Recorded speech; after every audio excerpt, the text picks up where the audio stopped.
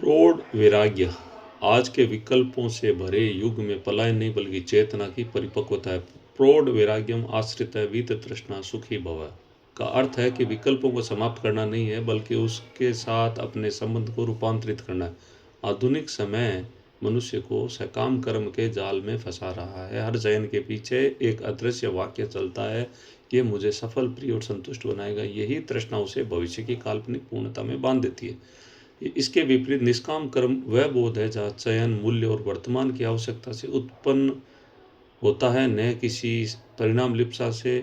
कर्म अपर्ण बन जाता है, लेन देन नहीं। इसी समानांतर आधुनिक मनोविज्ञान का मैक्सिमाइजर बनाम सेटिस्फाइजर सिद्धांत भी यही संकेत देता है। जो व्यक्ति हर बार सर्वश्रेष्ठ खोजता है वह अंतहीन असंतोष में जीता है, जबकि जो पर्याप्त को पहचान लेता है वही गहराई से जी पाता है।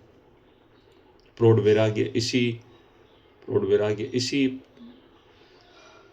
पर्याप्तता बोध की आंतरिक आवाज है। यही पर्याप्त है, अब मैं इसमें पूर्णतः उपस्थित रहूंगा। पर सबसे गहरा परिवर्तन तब होता है जब व्यक्ति चयन को अपनी पहचान हटाकर चयनकर्ता में स्थिर हो जाता है। संसार में मान्यता है जिसमें अपने निर्णयों का योग फल है, जबकि वीत तृष्णा वह अनुभूति है,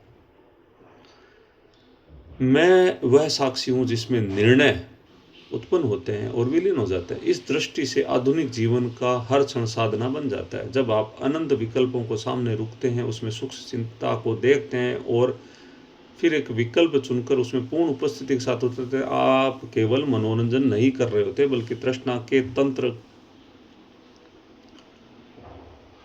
का सीधा सामना कर रहे होते हैं। इसी अभ्यास को हजार संभावनाओं की भटकन से निकालकर एक वास्तविकता में स्थिर करता है और वही उसे सरल, सीमित और परंतु पूर्ण रूप से सच्चे सुख के साथ उदय होता है।